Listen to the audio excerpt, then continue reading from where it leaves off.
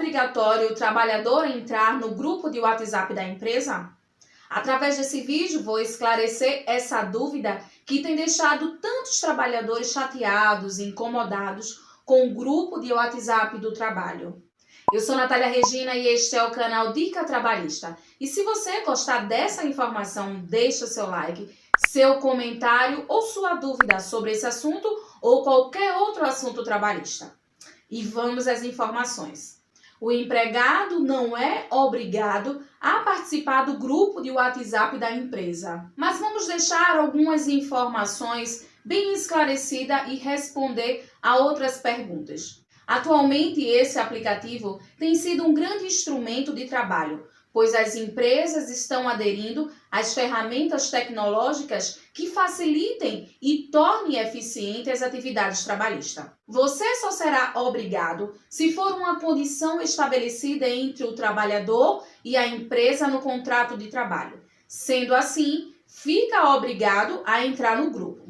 Outra forma obrigatória é uma mudança na política da empresa ou no seu regimento interno, esclarecendo e deixando todos os empregados conscientes da necessidade do WhatsApp daqui para frente. Se não tiver uma regulamentação da utilização do grupo de WhatsApp na empresa, você não é obrigado. Também temos aquele grupo criado por um colega de trabalho, sem ter nada oficial pela empresa, né? Nesse caso, é uma faculdade sua, você entra se quiser. Agora vamos responder algumas dúvidas sobre esse assunto.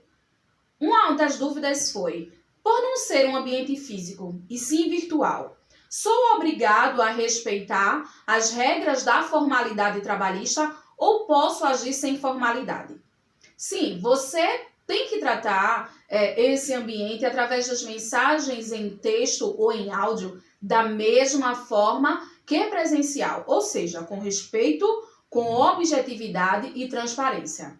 Tudo fora da normalidade do trabalho pode acarretar justa causa tanto para o trabalhador como para a empresa. As empresas, utilizando do seu código de conduta, do seu manual ou do seu regimento interno, vai elaborar normas para o manuseio dessa ferramenta no trabalho, que poderão ser, em primeiro lugar, deixar todos cientes que é um canal de comunicação oficial.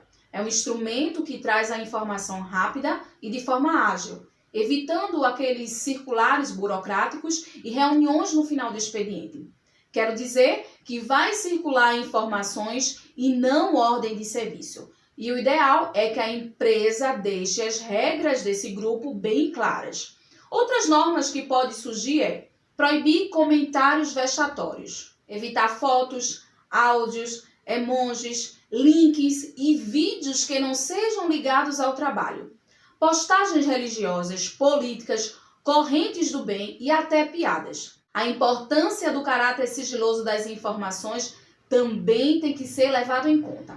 O respeito mútuo entre os coordenadores e superiores com o trabalhador, evitando o assédio moral e sexual pelo aplicativo, ou seja, não falando em grupo o que não diria presencialmente. O grupo é para falar com todos. Se só uma pessoa do grupo deve responder ou realizar a atividade, então só ele ou ela deverá ser acionada no particular. E a dúvida que atinge a todo trabalhador é: tenho que responder após a jornada?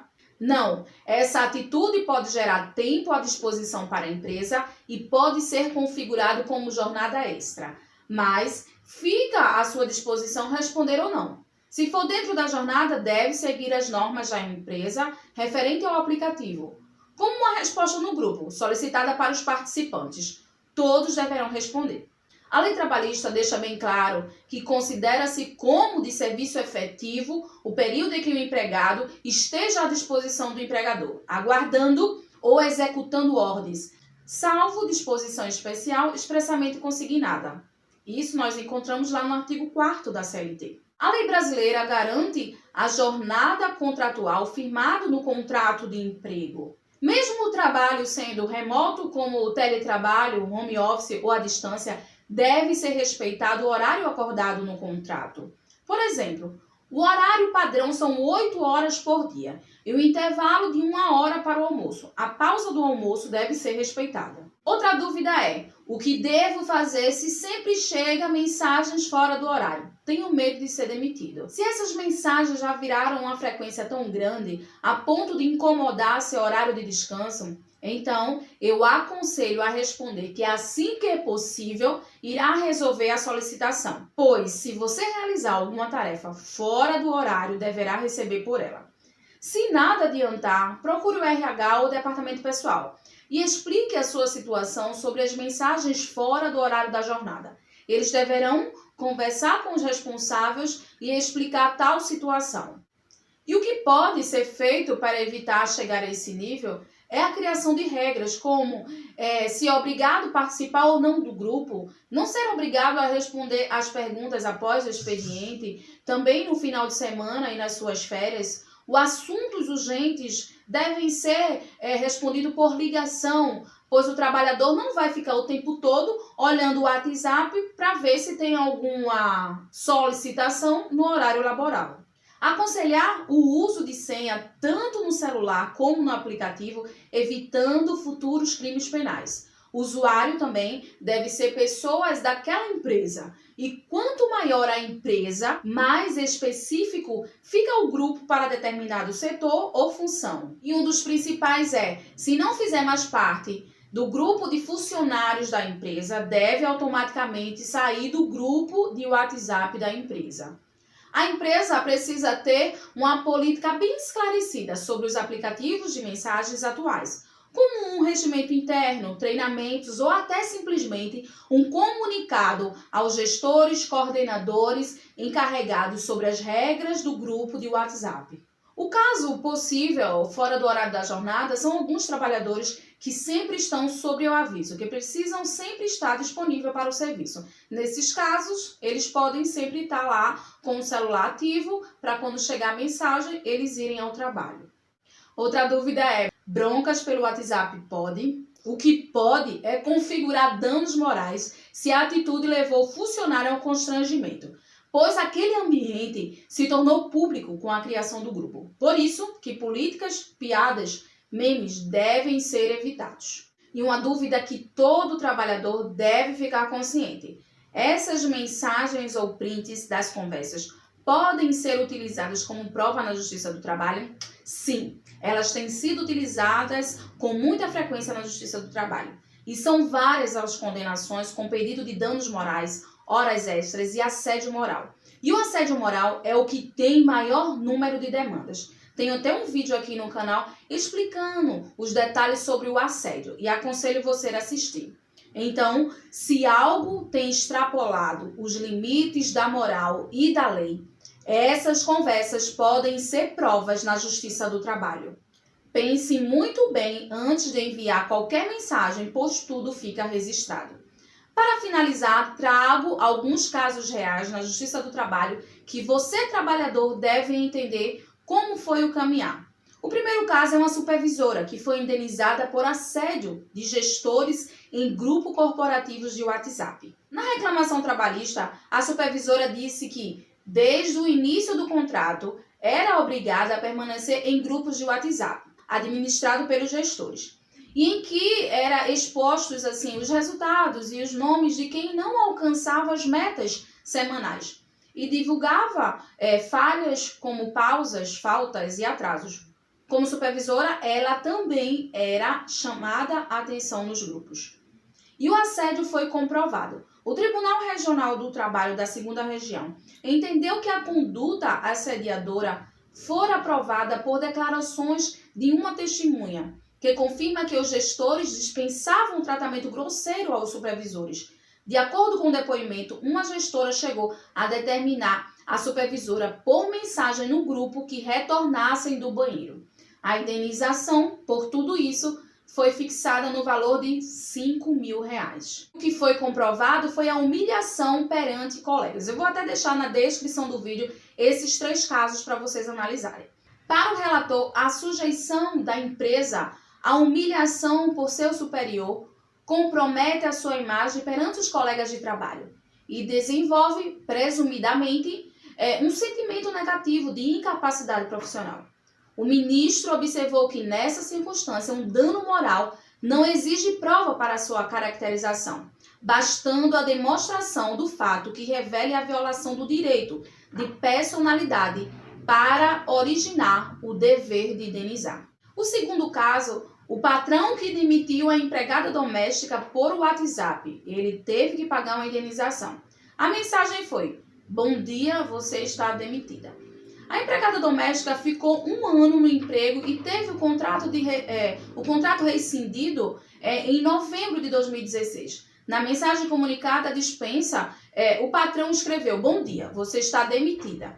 Devolva as chaves e o cartão da minha casa. Receberá contato em breve para assinar os documentos". Ele a teria acusado ainda de ter falsificado a assinatura em documento de rescisão. E a condenação para esse caso foi o pagamento de 3 salários. A ação foi julgada pelo juiz da 2ª Vara do Trabalho de Campinas, que entendeu configurada a ofensa à dignidade humana da empregada e condenou o patrão a indenizá-la tanto pela dispensa via WhatsApp, quanto pela acusação de falsificar a assinatura de documento de rescisão. Todavia, fixou um valor em 3 salários da doméstica. O TRT manteve a indenização, mas fundamentou sua decisão no conteúdo da mensagem da dispensa e não no meio utilizado. Não se questiona aqui a privacidade ou a segurança do meio de comunicação, o WhatsApp, mas o modo como o empregador comunicou a cessação do vínculo de emprego à trabalhadora e registrou para o Tribunal Regional. Na mensagem "Bom dia, você está demitida", foram ignoradas regras de cortesia e consideração referentes a uma relação de trabalho. E o terceiro caso, muito importante, é cobrança de metas por WhatsApp fora do expediente extrapola poder do empregador. Na reclamação trabalhista, o vendedor afirmou que sofria assédio moral, com pressões excessivas por resultados e ameaça de demissão se não atingisse as metas.